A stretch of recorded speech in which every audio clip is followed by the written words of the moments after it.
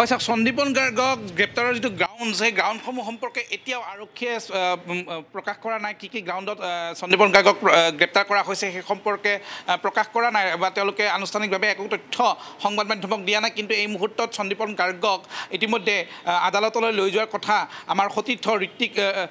কৌশিকে উল্লেখ কৰিছে সমান্তৰালকৈ মই কথাখিনি ক'ব খোজোঁ যে সন্দীপন গাৰ্গ আছিলে জুবিন গাৰ্গৰ সম্পৰ্কীয় ভাতৃ এই সম্পৰ্কে ইতিমধ্যে উল্লেখ কৰা হৈছে সন্দীপন গাৰ্গ ছিংগাপুৰলৈ গৈছিল নৰ্থ ইষ্ট ফেষ্টিভেলৰ যি কাৰ্যসূচী সেই কাৰ্যসূচীত অংশগ্ৰহণৰ উদ্দেশ্যে গৈছিল যি মুহূৰ্তত সেই দুৰ্ভাগ্যজনক ঘটনাটো সংঘটিত হৈছিল সেই মুহূৰ্তত সেই বিশেষ ইয়টখনত সেই নৌকা বিহাৰত সন্দীপন গাৰ্গো আছিল অৰ্থাৎ জুবিন গাৰ্গৰ মৃত্যুৰ সময়ত সন্দীপন গাৰ্গ সেই স্থানত উপস্থিত আছিল তাৰ পিছতো সন্দীপন গাৰ্গে কিছু তথ্য লুকুৱাৰ অভিযোগ আছে বা তেওঁৰ যি তথ্য প্ৰাৰম্ভিক পৰ্যায়ত আৰক্ষীক দিছিল পৰৱৰ্তী পৰ্যায়ত যিসকল সাক্ষী বা যিসকল অভিযুক্ত তাত উপস্থিত হৈছিল তেওঁলোকৰ কথাৰ মাজত ক'ৰবাত নহয় ক'ৰবাত ভাষ্যৰ অমিল পাইছে যাৰ বাবে আৰক্ষীয়ে তেওঁক এই মুহূৰ্তত গ্ৰেপ্তাৰ কৰিছে আটাইতকৈ গুৰুত্বপূৰ্ণ কথা সন্দীপন গাৰ্গ হৈছে জুবিন গাৰ্গৰ সম্পৰ্কীয় ভাতৃ তেওঁ এগৰাকী আৰক্ষী বিষয়া এগৰাকী সহ আৰক্ষী অধীক্ষক সন্দীপন গাৰ্গো ছিংগাপুৰলৈ গৈছিল সেই কথা আমি ইতিমধ্যে উল্লেখ কৰিছোঁ আৰু সেই সন্দীপন গাৰ্গকে যোৱা 5-6টা দিন ধৰি কেইবা ঘণ্টা ধৰি আৰক্ষীয়ে SITয়ে জেৰা কৰিছিল CIDৰ যি কাৰ্যালয় সেই CIDৰ কাৰ্যালয়তে সেই SITয়ে জেৰা কৰিছিল আৰু জেৰাৰ অন্তত এই মুহূৰ্তত সন্দীপন গাৰ্গক গ্ৰেপ্তাৰ কৰা হৈছে গ্ৰেপ্তাৰ কৰি আদালতলৈ লৈ যোৱা হৈছে এটা গুৰুত্বপূৰ্ণ এই যি গোটেই তদন্ত প্ৰক্ৰিয়া এই যি গোটেই ঘটনাক্ৰম SITয়ে যি ধৰণে গোটেই বিষয়টো সন্ধাননিকৈ চাবলৈ যত্ন কৰিছে বা পুংখানুপুংখভাৱে তাত পানী নসৰোকা এক তদন্তৰ জৰিয়তে গোটেই বিষয়টো তেওঁলোকে চাব বিচাৰিছে তাত সন্দীপন গাৰ্গৰ ভাষ্য অতি গুৰুত্বপূৰ্ণ আছিল কাৰণ সন্দীপন গাৰ্গ জুবিন গাৰ্গৰ সম্পৰ্কীয় ভাতৃ তাৰ সমান্তৰালকৈ তেওঁ এগৰাকী আৰক্ষী বিষয়া আৰু এইগৰাকী সন্দীপন গাৰ্গে কিছু তথ্য লুকুৱা বুলি আৰক্ষীয়ে সন্দেহ প্ৰকাশ কৰিছে বা তেওঁৰ যি এই যি সোধা পোছা চলি আছিল 6-7 দিন ধৰি এই 6-7 দিন ধৰি চলি থকা জেৰাৰ অন্তত আৰক্ষী নিশ্চিত হৈছে যে সন্দীপন গাৰ্গে কিছু তথ্য লুকুৱাইছে বা কিছু তথ্য তেওঁ বিভ্ৰান্তিমূলকভাৱে আৰক্ষীৰ ওচৰত প্ৰদান কৰিছে হয়তো সেই তথ্যবোৰ যদি তেওঁ সঠিকভাৱে দিলেহেঁতেন তেতিয়াহ'লে জুবিন গাৰ্গৰ এই যি ৰহস্যজনক মৃত্যুৰ ঘটনা সেই মৃত্যুৰ ঘটনাটো যাক ইতিমধ্যে CIDয়ে হত্যাকাণ্ড হিচাপে বিবেচিত কৰি গোচৰ ৰুজু কৰিছে সেই গোচৰটো কিছু আগবাঢ়িব পাৰিলেহেঁতেন গতিকে সন্দীপন গাৰ্গৰ পৰা অধিক তথ্য উলিওৱাৰ সম্ভাৱনা আছে অধিক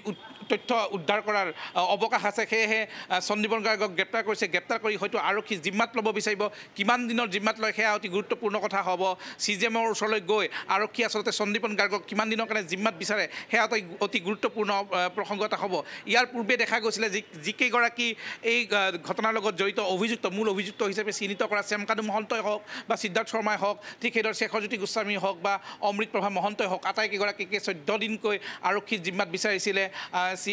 SITৰ দলটোৱে আৰু তাৰপিছত দেখা গৈছিলে CJMও তেনেধৰণৰ এটা কথাতে একমত হৈছিলে অৰ্থাৎ তেওঁলোকক 14 দিনৰে আৰক্ষীৰ জিম্মাত দিছিলে এতিয়া CIDয়ে SITয়ে সন্দীপন গাৰ্গক কিমান দিনৰ কাৰণে জিম্মাত বিচাৰে সেই কথাটো অতি লক্ষণীয় হ'ব আৰু তেওঁক CJMে আচলতে কিমান দিনৰ কাৰণে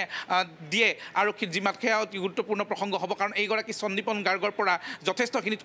তথ্য উদ্ধাৰ কৰাটো সম্ভৱ বা যথেষ্টখিনি তথ্য উদ্ধাৰ কৰাৰ অৱকাশ আছে বুলি আৰক্ষী নিশ্চিত হৈছে সেইবাবে তেওঁক গ্ৰেপ্তাৰ কৰা হৈছে গ্ৰেপ্তাৰ কৰাৰ পিছত এতিয়া আদালতলৈ লৈ যোৱা হৈছে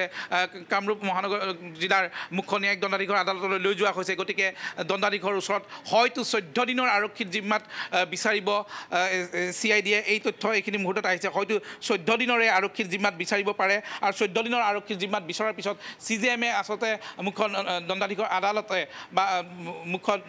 ন্যায়িক দণ্ডাধীশে কি ধৰণৰ সিদ্ধান্ত গ্ৰহণ কৰে সেয়া তেখেতৰ ওপৰত কথা গতিকে মহামান্য আদালতে হয়তো 14 দিনৰে যদি